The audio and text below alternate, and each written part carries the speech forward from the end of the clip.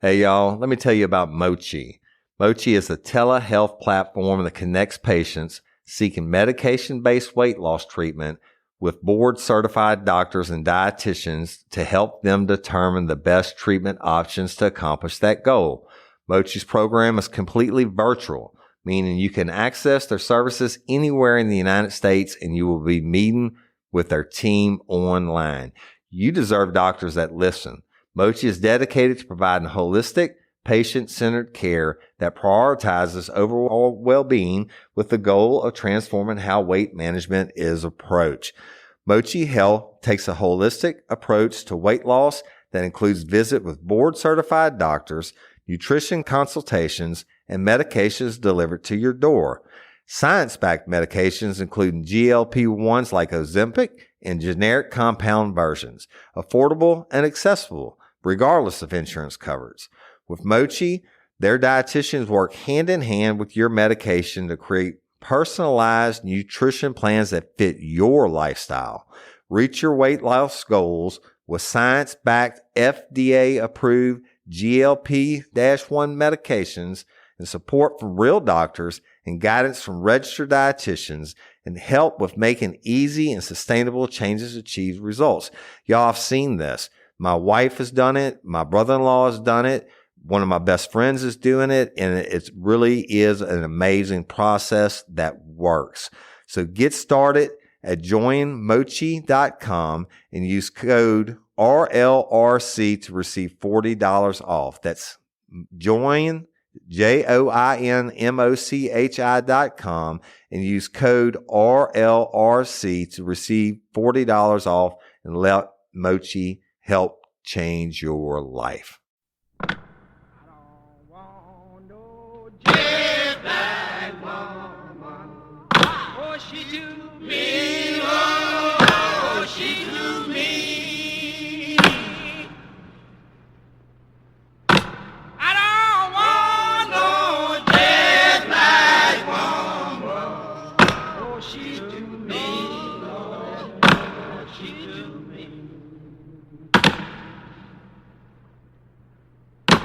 I don't want no sugar in my coffee. It make me mean, Lord. It make me mean. I don't want no sugar in my coffee.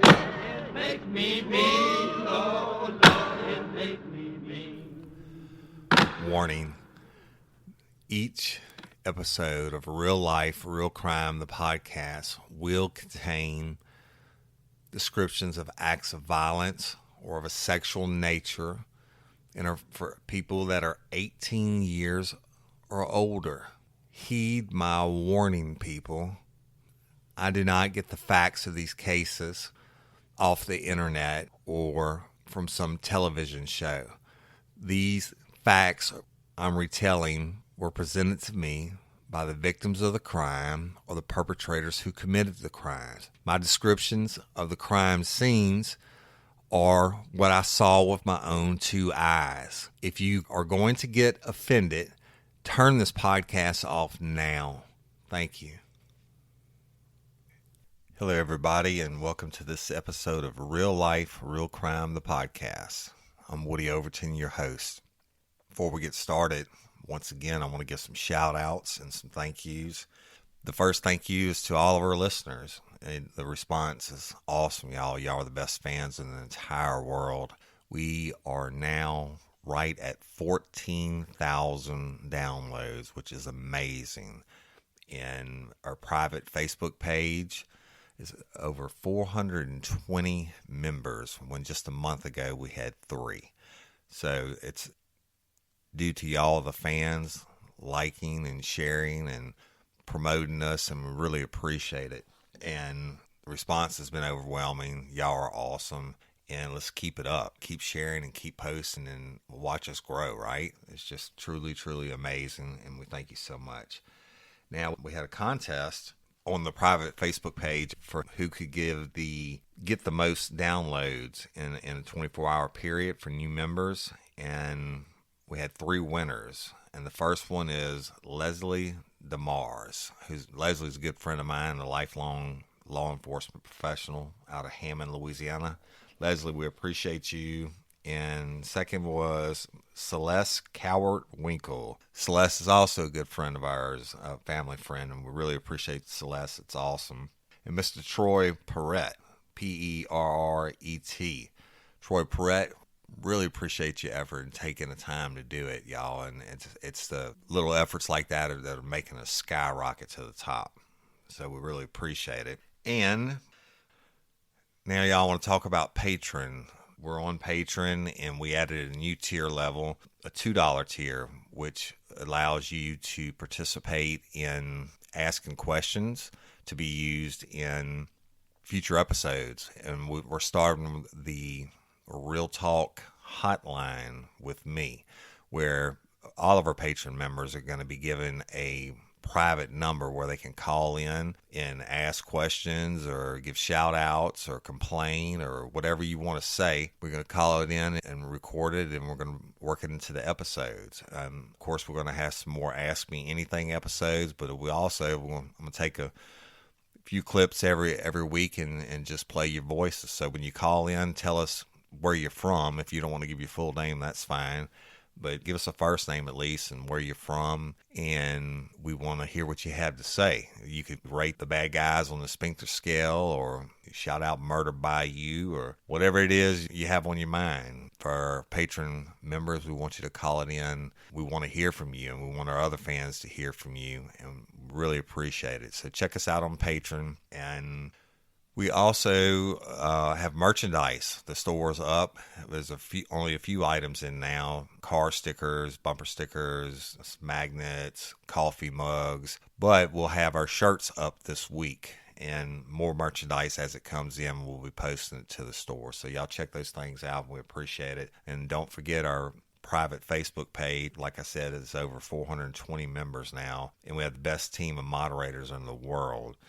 Really appreciate each and every one of y'all, and thank you to the moderators and administrators, or whatever you call them on the page. Y'all know who you are, and we interact with you every day, and we really appreciate you.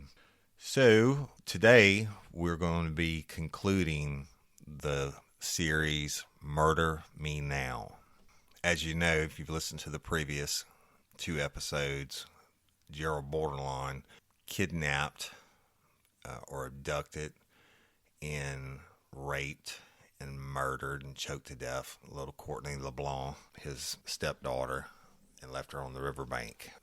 He led investigators to her body after 11 days of her being in the woods, and he confessed. And now he's a serial rapist and just a really, really bad guy. And he'd been arrested. Of course, he escaped, and we called him, and then, I had the personal interactions with him every time I'd go to the jail. And then he's waiting for his trial time, right? So lots of stuff happens before they actually go to trial. A lot of pretrial motions to suppress the evidence of his confession is the first part. And we go to that hearing, and it's a freebie, y'all, for the defense to get the whole case thrown out. Even though he confessed on audio and video and everything was done by the book, they still challenge it, the defense does, and say it was illegal or it was coerced, etc. And they're just praying that somebody's going to get on the stand and mess up and say something and I'll have the whole case thrown out. Well, they weren't dealing with a bunch of rookies, okay? You're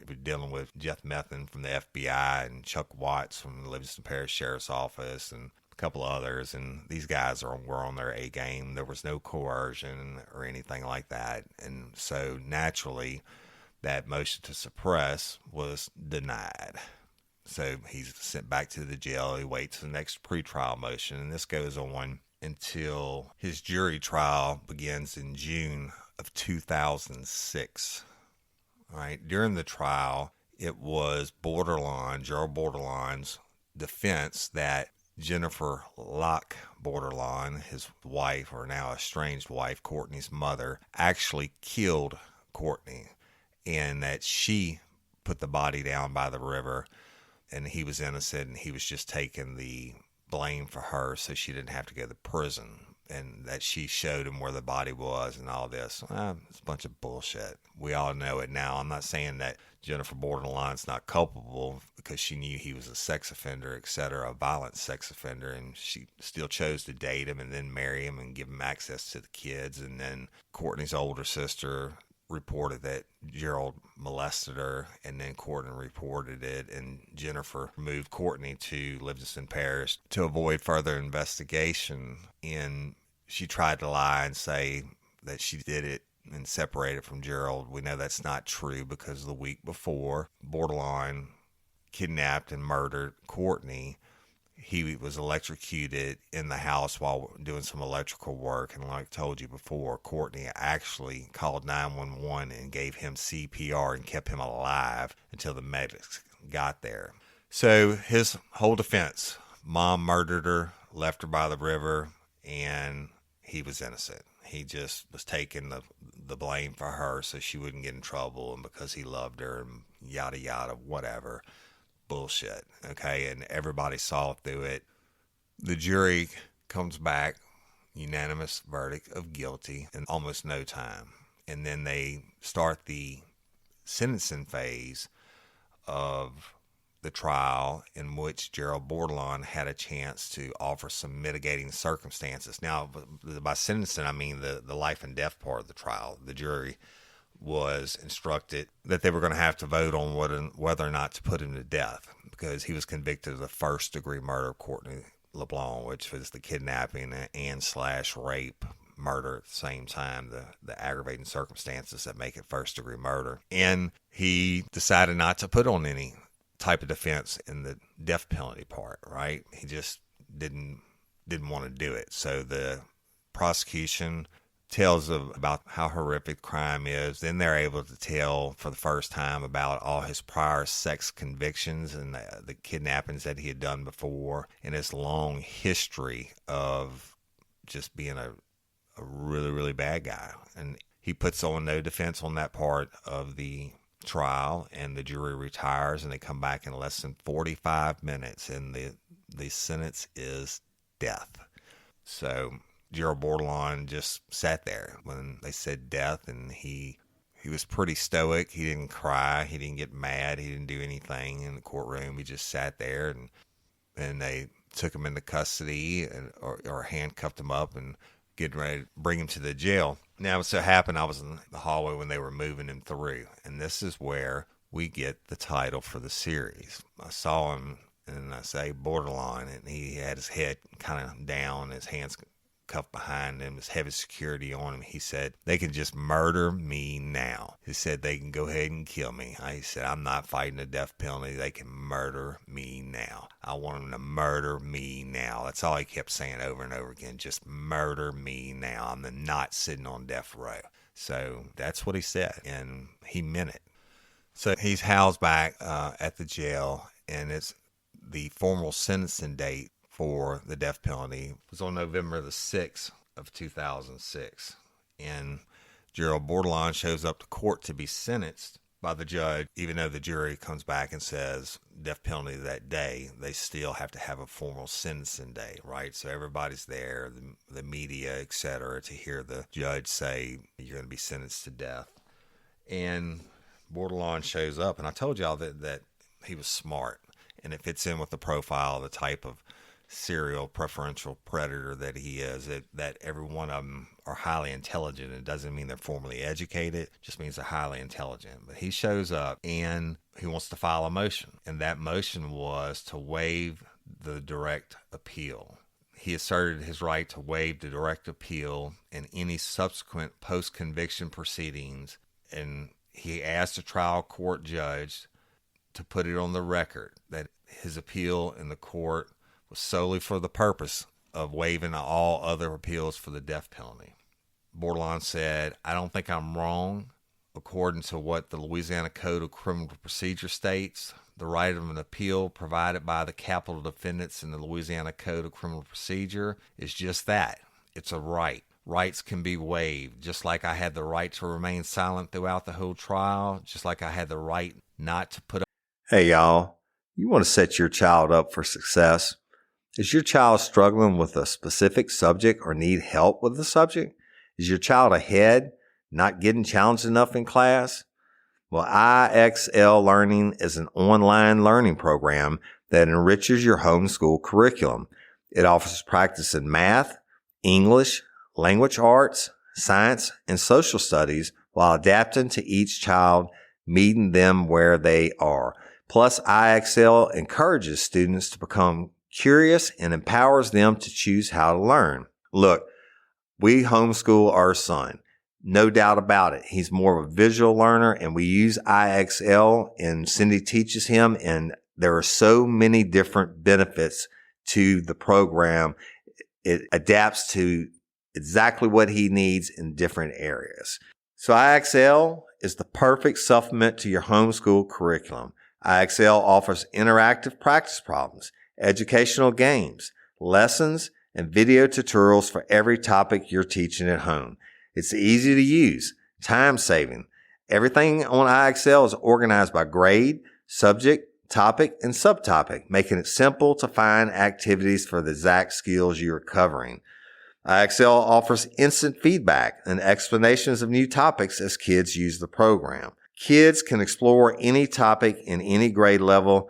They aren't forced into a single learning path like they are on other programs. If you're homeschooling your child because they were falling behind or because they were too far ahead like our son, IXL is a great program to help them get the exact support they need. Kids love IXL's positive feedback awards and educational games. IXL is trusted by 15 million students worldwide and has proven to improve performance in over 75 scientific research studies. Make an impact on your child's learning.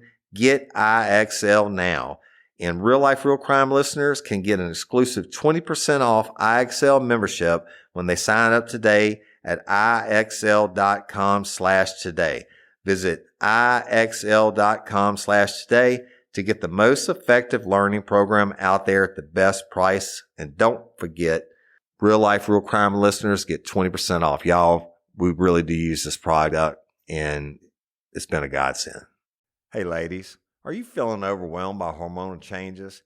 Well, you're definitely not alone. There are more than 1,000 hormone disruptors living in our environment right now. It's in your food, your water, the air you breathe, the clothes you wear, your skincare products. They all mess with your hormones. Then there's the natural hormone changes your body goes through, premenopause, menopause. And while it's a natural process, it doesn't mean you have to suffer through it. The good news is you don't have to suffer through it anymore, because now you have Hormone Harmony, a formula made only with herbal ingredients that are shown to reduce hormonal symptoms in women of all ages. Hormone Harmony is not just a hormone supporting supplement, it's become a phenomenon. Women can't stop talking about it on social media. A bottle of Hormone Harmony is sold every 24 seconds. And the biggest benefit? Well, my wife says it makes her feel like her own self again. And that's what women mention over and over in the reviews. And there are over 30,000 reviews for Hormone Harmony. And for a limited time, you can get 15% off your entire first order at happymammoth.com. Just use code RLRC at checkout. That's happymammoth.com and use code RLRC for 15% off today. That's happymammoth.com and use code RLRC. Mitigating evidence at the sentencing phase of the trial, I had those rights. That's my right. And my right is also to waive any right of appeal. Gerald said that the Louisiana Criminal Code procedure clearly states that may, M-A-Y, is permissive. The word may is used in Article 912.1. It states the defendant may appeal to the Supreme Court from a judgment in a capital cases in which a sentence of death actually has been imposed. And shall is mandatory. May is not. He said, Gerald says the only thing that's mandatory is for them to rule whether or not the sentence is excessive or not. He said, I don't think I'm wrong on that. I think I have the right to waive it, and that's what I'd like to do.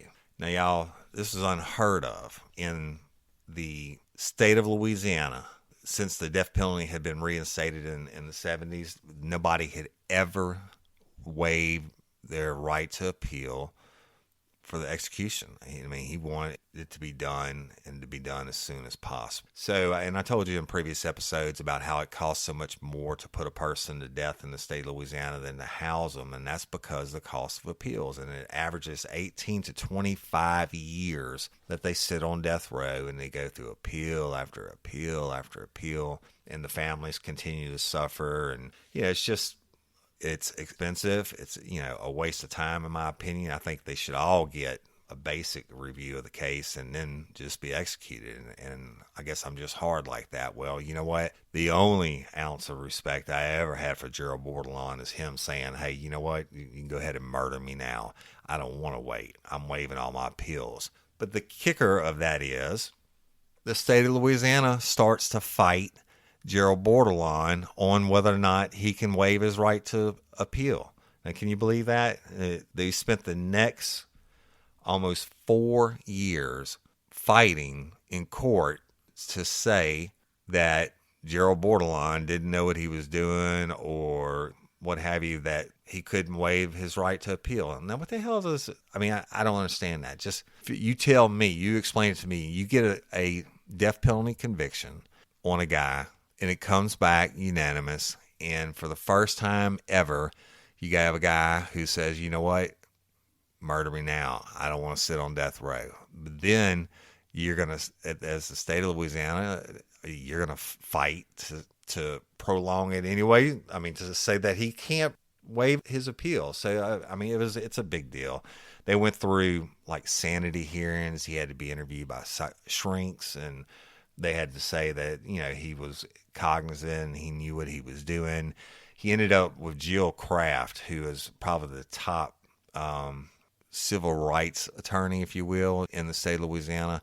She takes up high profile cases, whether it's public officials that are being accused or whatever, and people that are being abused by the police. I mean, she is like the bomb, right? So she signs on, I would assume pro bono, because I think it probably cost $100,000 just to talk to her. But she took it, and she knew it would be big media attention. And the Innocence Project tried to take over his case, and he waived that and kept Jill Kraft.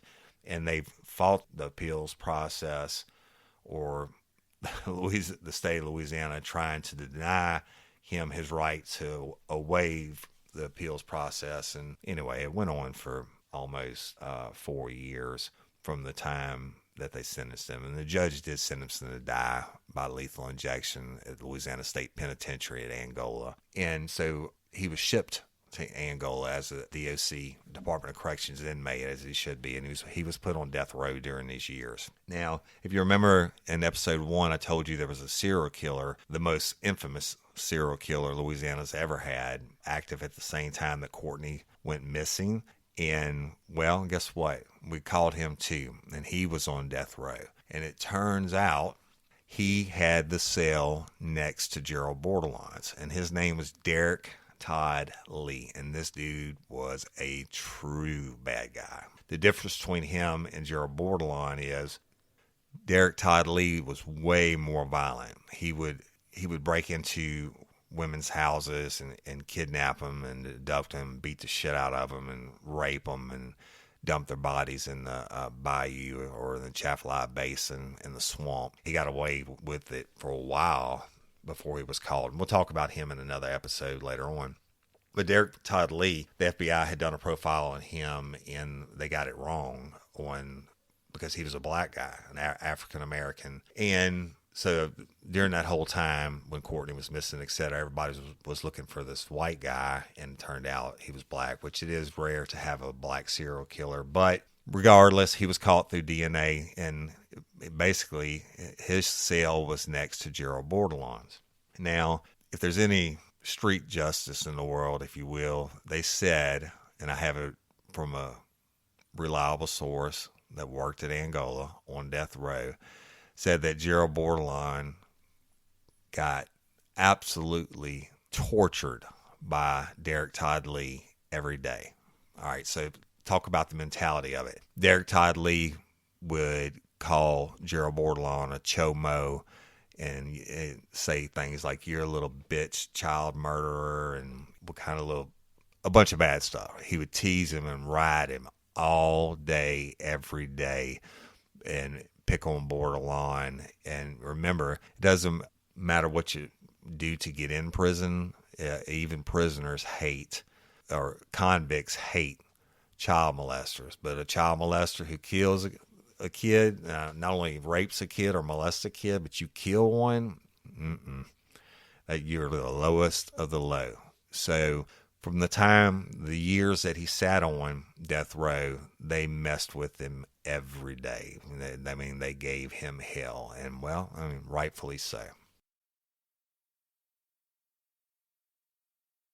Back to the appeals process, when they finally came back and exhausted all the legal motions, the state trying to keep him alive for whatever reason, they came back and they ruled on it.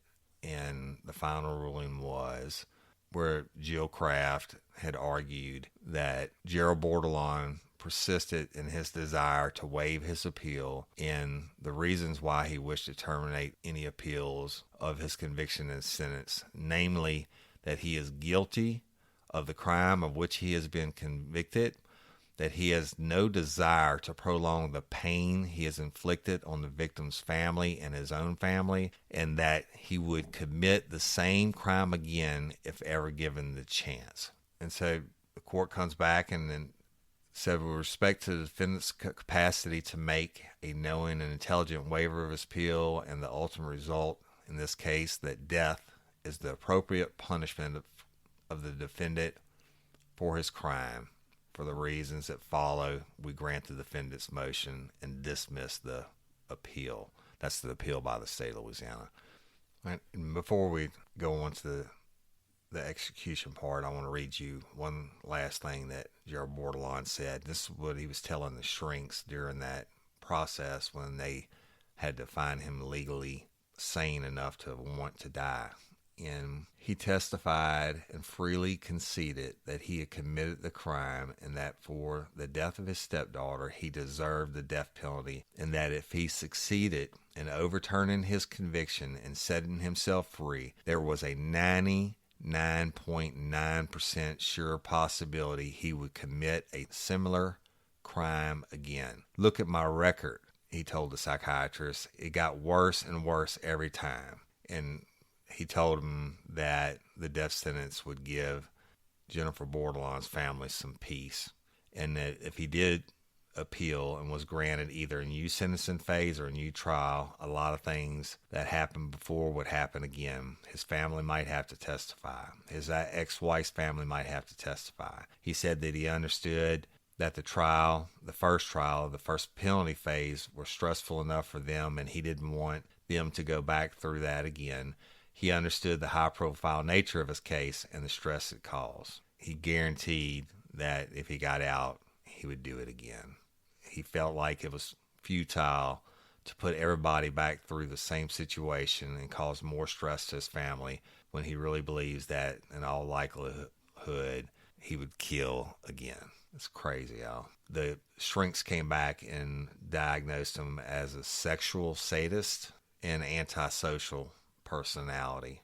Anyway, that's enough about that. Let's fast forward to 2010, and he's on death row in Angola. His sentencing date, or his death date, has been set. He's waived all of his appeals, so it's execution time in the state of Louisiana for Gerald Jimmy Bordelon. Now, let me tell you a little bit about how that process goes. 48 hours before the execution is to be carried out, they go and take Gerald Bordelon from his cell on death row under heavy guard. It's a specially trained team that moves a death penalty inmate from death row to what we call the death house. And the death house is a cell that's set close to the execution chambers in a totally separate building.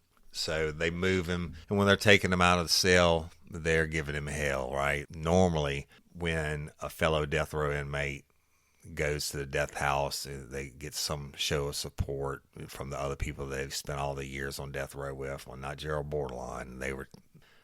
cheering, happy.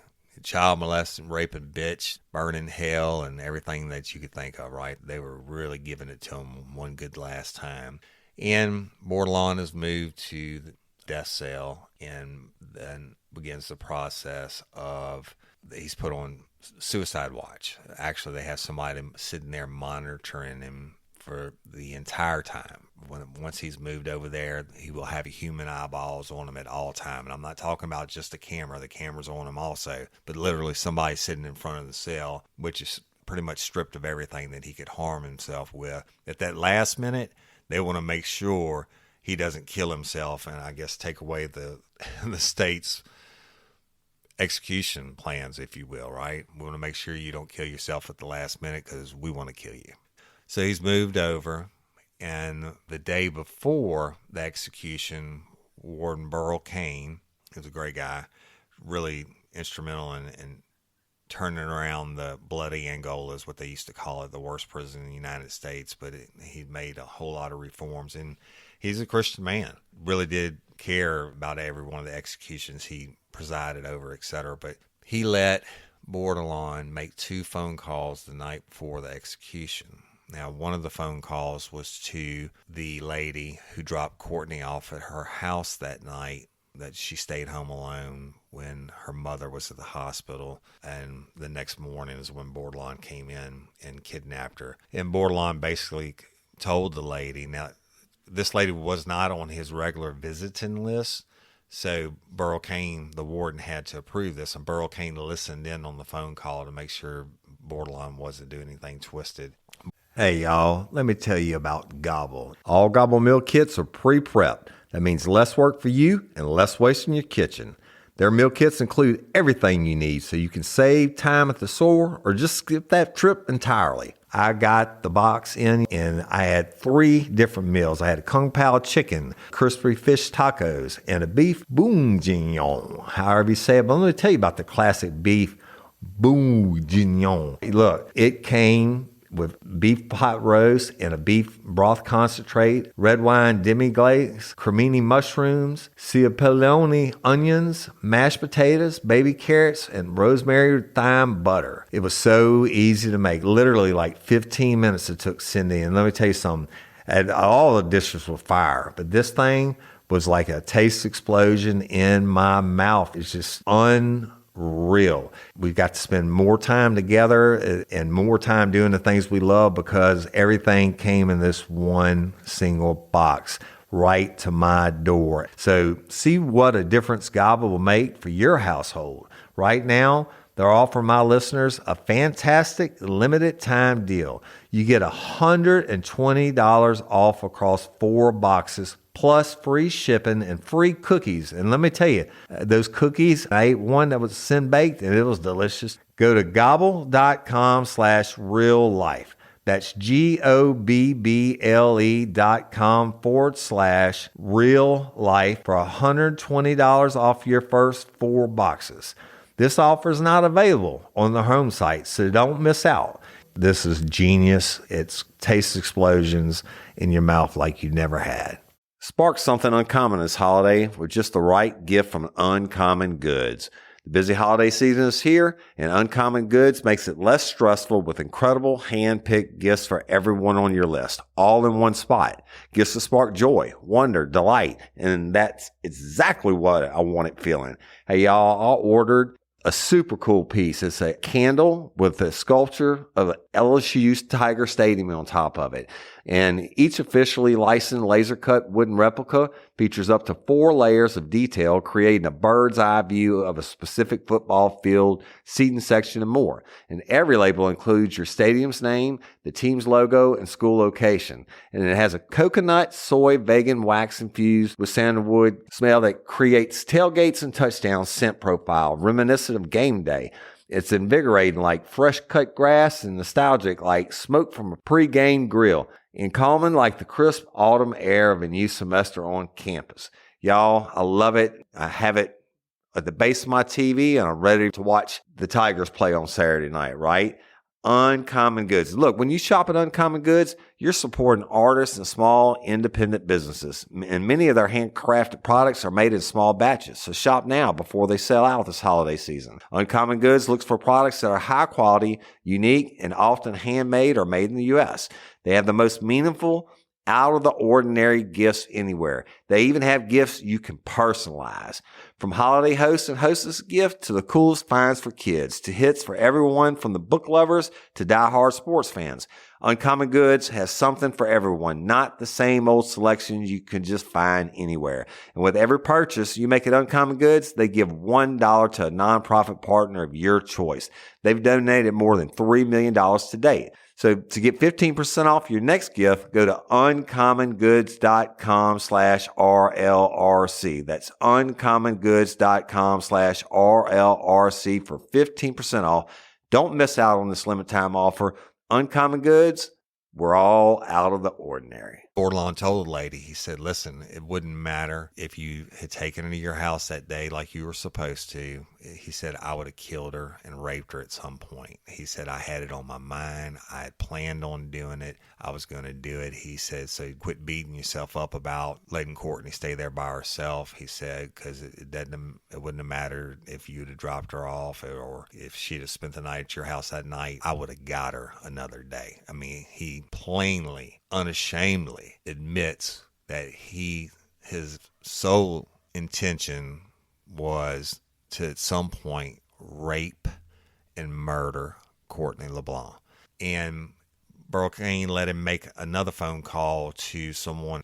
I'm not sure who this was, but it was another female, they said, that had a child. So he makes the phone call to whoever this other female was, and I can only assume that it had something to do with maybe this lady was worried that Bordelon had raped one of her kids also, but evidently Warden Cain said that he put her mind at ease, whatever it was. So the next day, execution day, Gerald Bordelon's brought into a visitation room, and his family is allowed access for a long period of hours. I think it's like 5 hours or something, and they get to visit face to face. His daughters came, his daughters from the previous marriage, and they visited, and his daughter gave him a gold cross, which he gave her a cross that he had made in the prison. I don't know what it was made from. I'm assuming wood or something. And he gets to spend all this quality, precious time that Courtney LeBlanc didn't get to spend when he choked her to death and left her naked on the side of the river. That's what burns my ass when I think about that executions and the visitation time. But he gets to spend all his time saying his goodbyes and his I love yous and whatever. Courtney LeBlanc didn't get that. I believe that the execution be an eye for an eye. They should have took his ass out by the river and choked him to death and left him naked for 11 days. But he gets the visitation, and finally it's concluded, and they take his daughters to one of the chapels at Angola where they wait, and then it's just the warden and Gerald and his spiritual advisor, and he gets to have his last supper or his last meal. And I always found the last meals that people choose interesting. I don't know why, maybe a little bit of the twisted side in me, but he had fried sakale, which is a Cajun term for a certain type of fish. Up north, you call them crappie or white bass or whatever. It really is an excellent tasting fish. But he had fried sakale topped with crawfish etouffee, which is crawfish cooked down like in a bisque, which is generally served over rice, but he had his served over his fried fish. Crawfish etouffee, what a delicious meal, right? And a peanut butter and apple jelly sandwich and chocolate chip cookies. And they said, Warden Cain said that Bordelon was in really good spirits and that he ate his meal. Not only did he eat it, he shared it with Warden Cain and his spiritual advisor, and it said he was positive, upbeat, and like didn't really have a worry in the world. I mean, but Warden Cain said most inmates would just kind of push the food around the plate and kind of pick at it or whatever, but it said Gerald Bordelon tore into it. He ate it up. Meanwhile, around the same time, Courtney's family is showing up for the execution. Now, the execution is watched. The person being executed is allowed so many viewers, if you will. Then there's representatives from law enforcement, representatives from the media, and representatives from the victim side of the family. And on the victim side was Courtney's mother, Jennifer Koch, Kocke, maiden name is what she's going by now, but of course she was borderline at the time. And Jennifer's brother, Courtney's uncle, and then Jennifer's older sister, one of the twins, who was actually the other one that he molested. And she had reported the molestation first. And so they're arriving at the prison, going through the security process, and eventually they're brought into the viewing room. Now, on the viewing room has one side, it will be the witnesses for the victim, and on the other side, if they choose to be so, or the bad guy's family, or whoever it is he chooses to have view. And in the middle is the glass booth where the gurney is in the room where the execution has, and it has big glass windows all the way around with curtains on it. So they bring in Bordelon, the 7 men dressed in all black in their protective suits, escort Bordelon in, and he's wearing a white t-shirt, which makes me think back to the interview he gave when Courtney was still missing, when he had his hat turned around backwards. That's what he was wearing then, was a white t-shirt and blue jeans. And he's wearing a white t-shirt and a gold cross, and he's sniffling. He had been crying. And Warden Kane asked him, "Do you have any final words?" And Bordelon says, "I'm sorry. I don't know if this brings any closure or peace. It should have never happened, but it did, and I'm sorry," he said, choking up and halting to collect himself, his eyes red-rimmed from crying. Bordelon added, "I'd like to apologize to my family and tell them that I love them." At that time, they closed the curtains, and the 7 men strap him down to the gurney, and they put the IVs in his arm where the lethal injection chemicals were coming from. And once that's done, they open the curtains again, and he's strapped down, and he's looking up. He's kind of sniffling, crying a little bit. And he tells Warden Kane, he says, "Tell my daughter that I love her."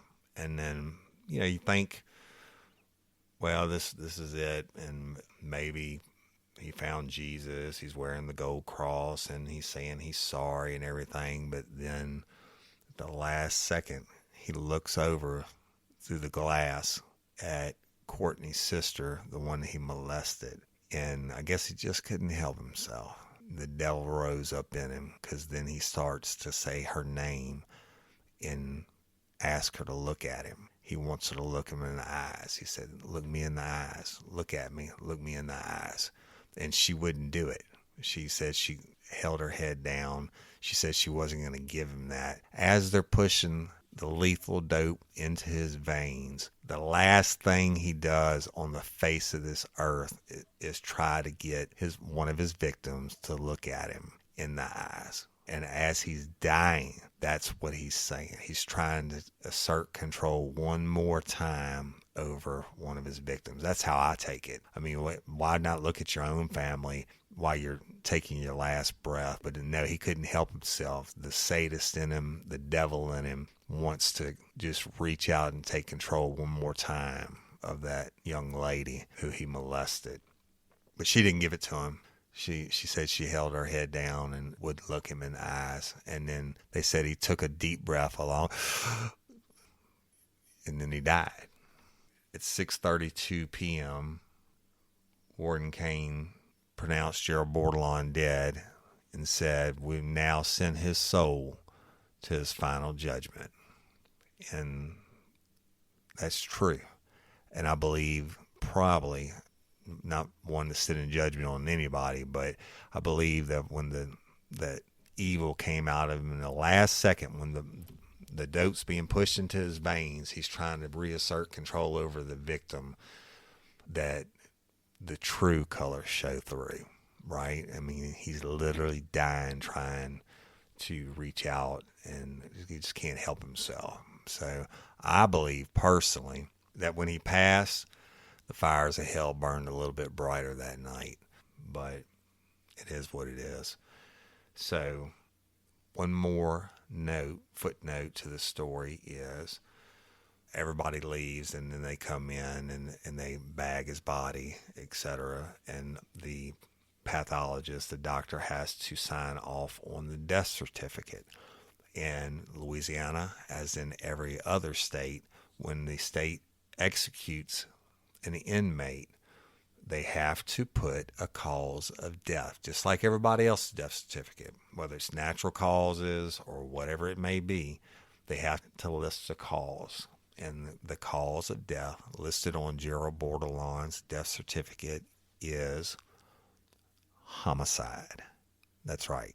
The state has not changed it, or none of the states have changed it yet, so it's still technically considered a homicide. His cause of death is homicide by the state of Louisiana. A little bit of poetic justice in that, if you will. And that's it. And on the sphincter scale, well, this one goes straight to murder by you. That's self-explanatory. He got what he deserved, and the only decent thing he ever did was waive his right to appeals, or he would outlive probably all of us on death row. And I'm not trying to be a sadist, but I'm glad he had those years next to Derek Todd Lee and the rest of them, and they gave him hell for what he did to Courtney, for being a child molester and a rapist and a murderer of a sweet, innocent, beautiful young girl. So definitely on the sphincter scale, he's straight off the charts, murder by you. As far as Courtney's mom, I'll leave that one up to y'all. You know what I think about her. So, but I want to conclude this episode and appreciate you and thank you for listening, and I hope you'll tune in next week. We'll have an all new episode on another what I call a really good bad guy. We appreciate you for listening to this podcast. And again, thank each and every one of you. We appreciate you. Use the new Real Talk hotline, y'all. I'm looking forward to that, hearing what you have to say and incorporating that into these episodes, and use it and check out our merchandise and check out our private group page. And again, we are having such huge success because of you, the listeners, and y'all taking the time to share and post it in your groups and to your friends. And we're in over 50 countries now, 50 countries around the world. That's amazing. Y'all are amazing, and I really appreciate you. Thank you so much for listening. And I'm Woody Overton, your host of Real Life, Real Crime, the podcast. Until next week.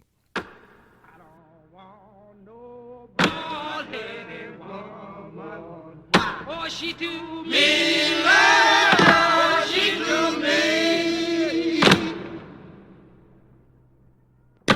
I don't want nobody, woman.